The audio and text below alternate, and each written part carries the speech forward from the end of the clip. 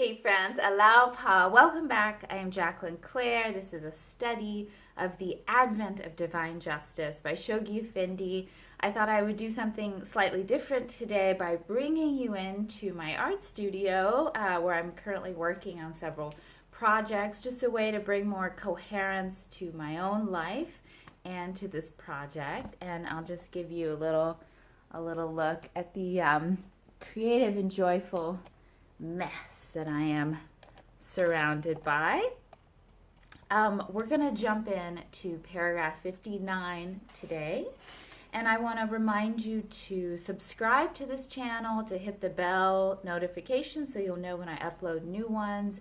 And always feel free to comment. I believe that when you like the video, it helps sort of up it so that it's more prominent in people's searches online. So that's very helpful. And feel free to share on social media and just create a conversation out of this. Or if not, just let it be a supplement to your study. You are helping keep me accountable to this. So we're jumping in, paragraph 59 of the Advent of Divine Justice. Dearly beloved friends, a rectitude of conduct which in all its manifestations offers a striking contrast to the deceitfulness and corruption that characterize the political life of the nation and of the parties and factions that compose it. Was this written this morning? I'm sorry. I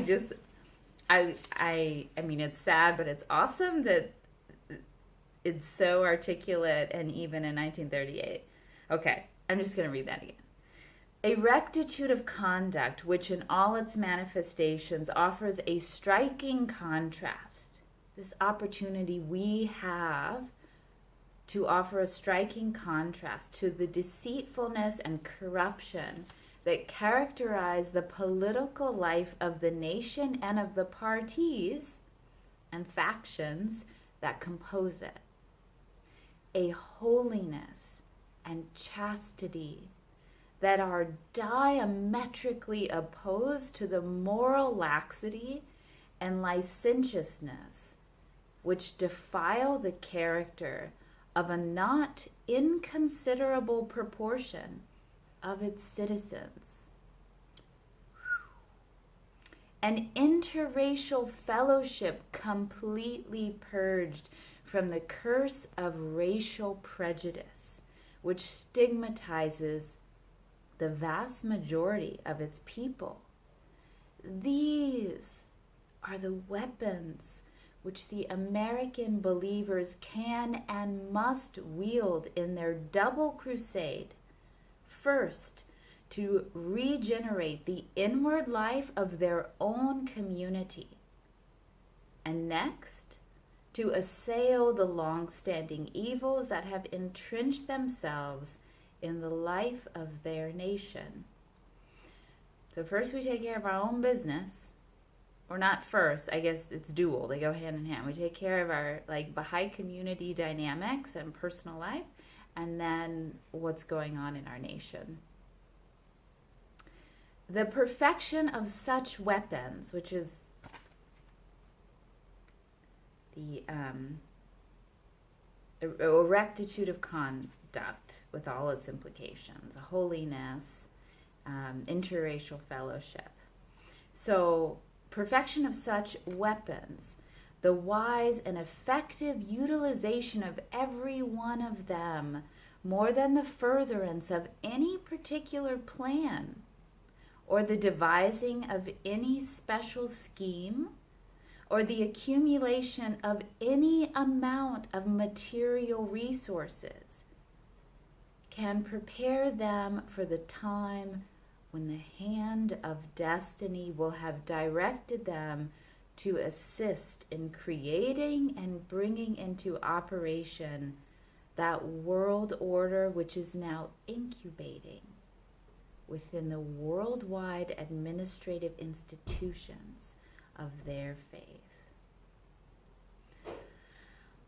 I just think this is so incredible.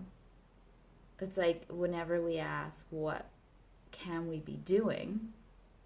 And it acknowledges activity in the outer structure and conversation of our nation, but it's also what we're making of our own character, of chastity and interracial fellowship and holiness and freedom from corruption in our personal lives, in our Baha'i communities, and then in the world at large. Like, what are we doing? This is what we can be doing to be ready for the hand of destiny.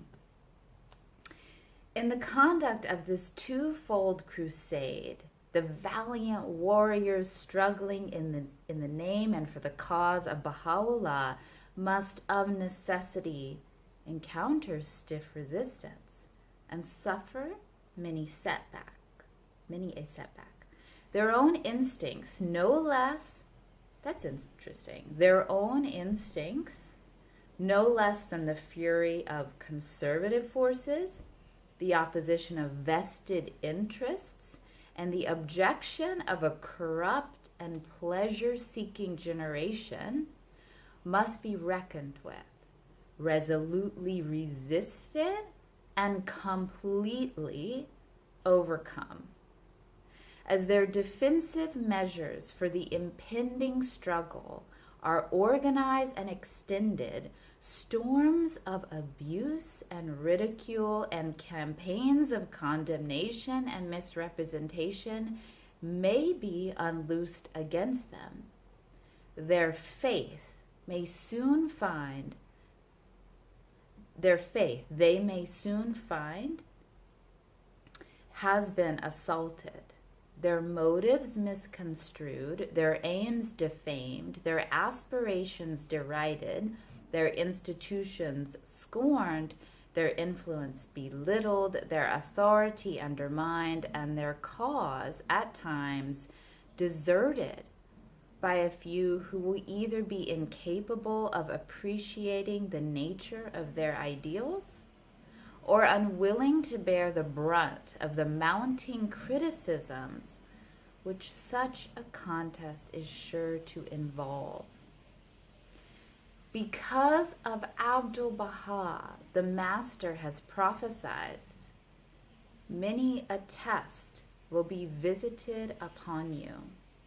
Troubles will befall you, and suffering will afflict you.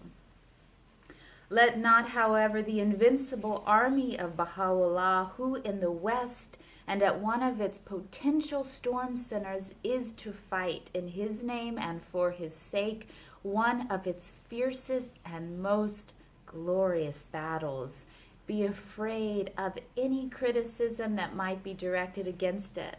Let it not be deterred by any condemnation with which the tongue of the slanderer may seek to debase its motives. Let it not recoil before the threatening advance of the forces of fanaticism, of orthodoxy, of corruption, and of prejudice that may be leagued against it.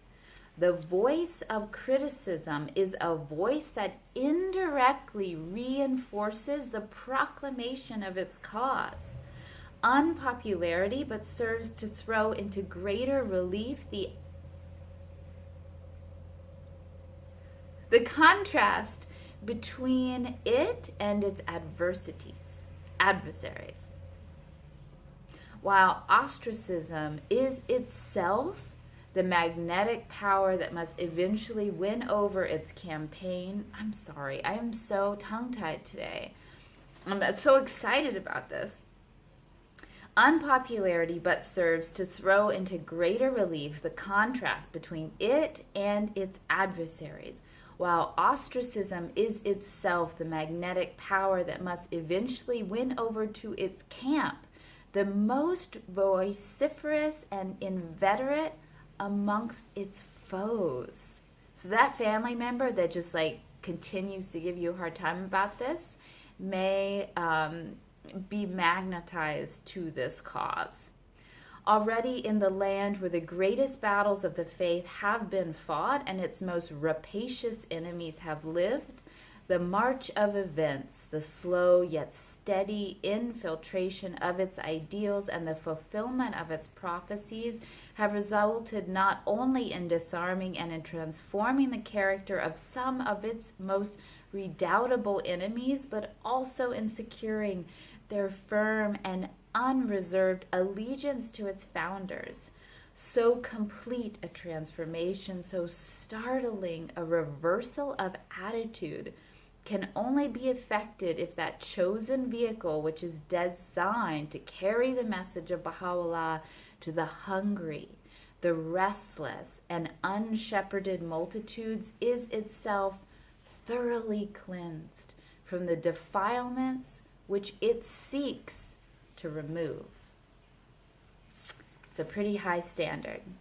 Abdu'l-Baha, friends, that was paragraph 58 through 59 through 61. Have a great day, making the world a better place. Thank you for joining me. Remember, subscribe, like, comment, share. Let's further these amazing ideas, which are only the commentary mine. They're mostly from the blessed Shoghi Effendi.